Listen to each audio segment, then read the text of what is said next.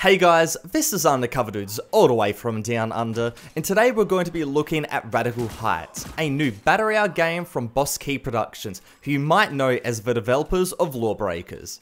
Let's get this out of the way first. If you want a game that is better than PUBG or Fortnite, look elsewhere. If you want a game that is better than H1Z1 or Isles of 9, look elsewhere.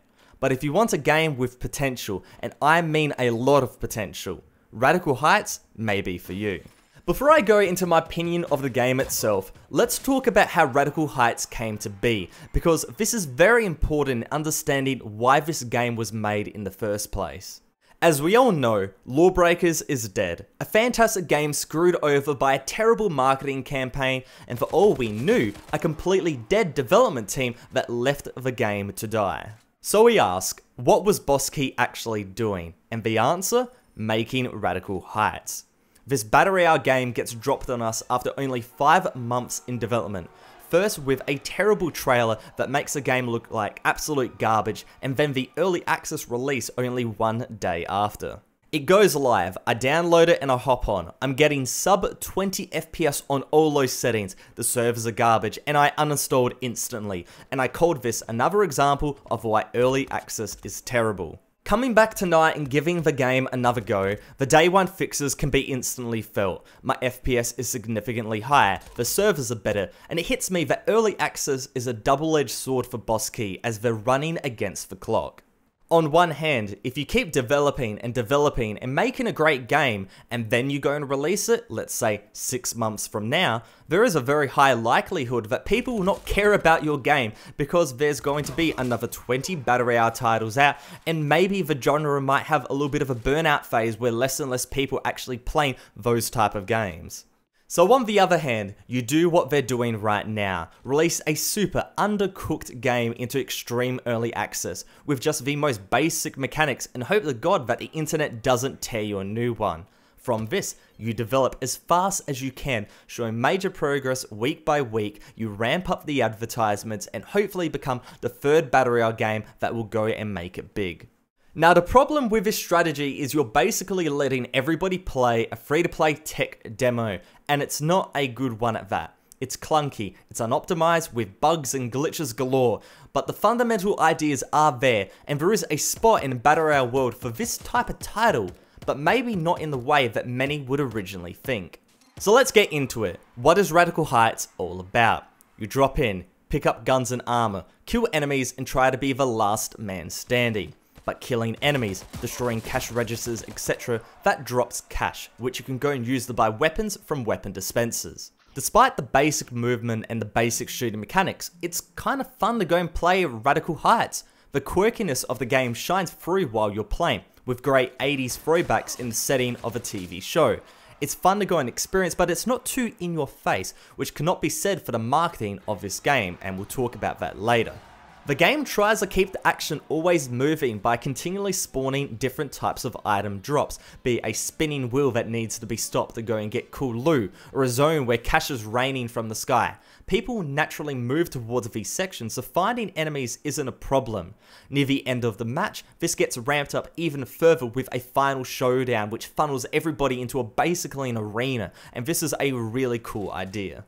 Now the problem with this is that the map is inherently too big. There is too much land to go and cover, and there is big chunks of basically doing nothing. And this in itself goes against what I believe the game should be marketing itself towards. As seen by the trailer and the posts on their Twitter, they have this weird obsession with BMX tricks and way too much emphasis on the 80s theme. The 80s theme is really cool in game because it isn't too in your face. It's there, you have the chants from the crowd, like spin the wheel and all that. It's really cool.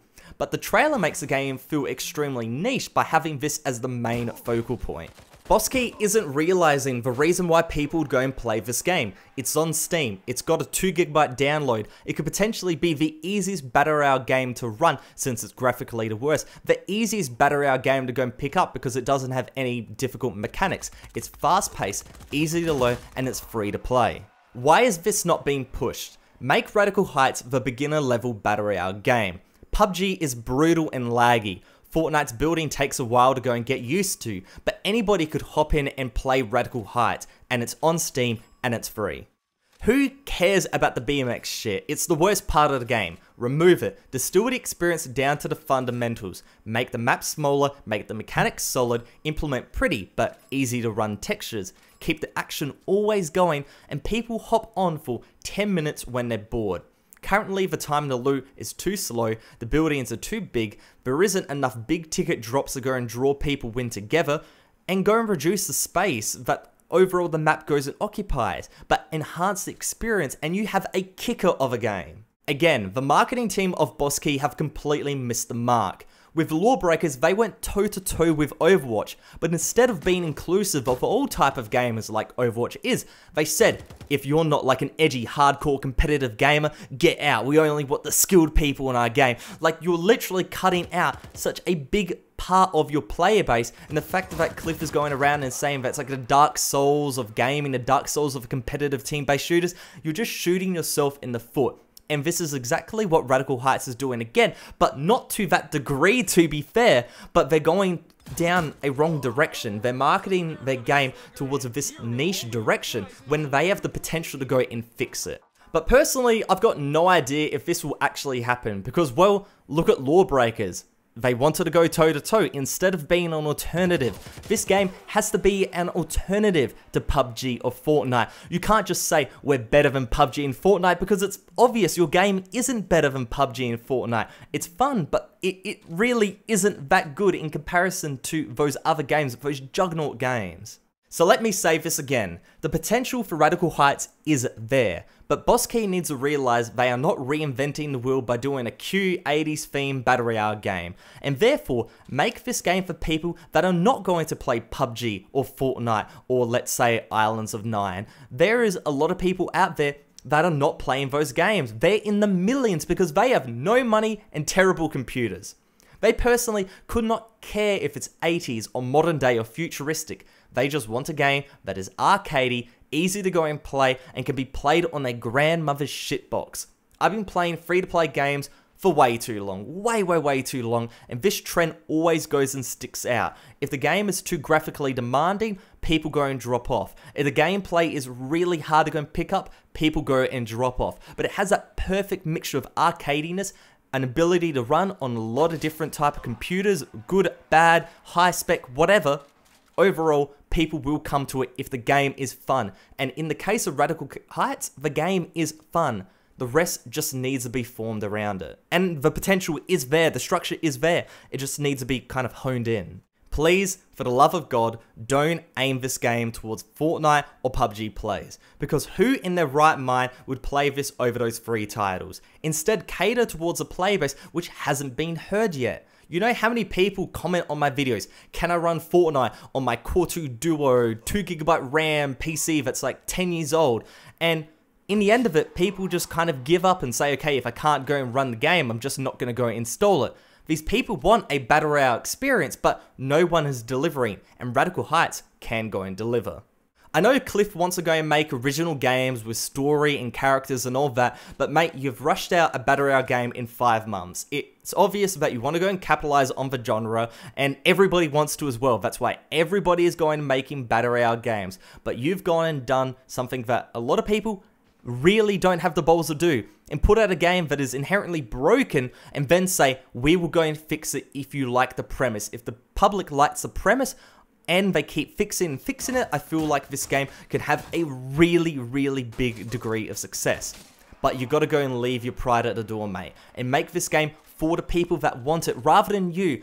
We don't necessarily care what you want, we care what we want, because in the Wild West of free-to-play games, they come and go. The amount of free-to-play games that go and get shut down very frequently because simply nobody is going playing them, despite having a $0 price tag, is very high. When people don't have a monetary commitment towards a game, they will simply go and uninstall it. When they don't have their friends playing the game, they will simply go and uninstall it. If Fortnite didn't go and take the right steps, left, right, moving forward every single day, for the first part of its really crucial life, then in the end of it, it would have gone and dropped off. Because it's a free-to-play game, people just wouldn't have gone and played it. And if your friends aren't playing it, then nobody's going to be playing it, because that social aspect is so important. The fact you've got solos and duos ready right now is absolutely fantastic, but it needs to keep moving and keep moving to keep up with the free-to-play dynamics. But if the game does go and take off from here, people will come from those big titles to go and check it out, because people want to be part of the crowd. People want to go and play these Battle Royale games with their friends. We saw with PUBG, people moved from H1Z1 to PUBG. That was more so because people were really disliking H1Z1 and they wanted an alternative, and they just hopped onto the newest thing, and that was PUBG. And then we had Fortnite, and because people were sick of PUBG, they move on to Fortnite. And if people are sick of Fortnite and PUBG, and they see their friends playing it, I feel like people may go and join. I feel like people may go and play Radical Heights, and that is a very big crowd. You got to go for the low-hanging fruit first, but the ripe ones, the ripe gamers, the one with a lot of money that are playing PUBG and Fortnite and chucking in a lot of money, they could potentially be yours if the cards are played right.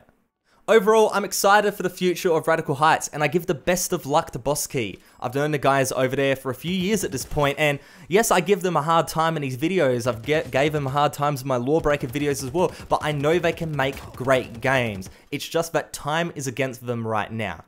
The game right now is probably like a 4 out of 10, maybe 4.5. It's fun, but it needs work, and hopefully the team can go and deliver. If you guys enjoyed the video, make sure to go and give it a like rating, and please go and post in the comment section below and tell me what you think about Radical Heights. And if you have some time, please go and hit that subscribe button for more videos to come. Bye everyone, that's Undercover Dudes all the way from Down Under, out.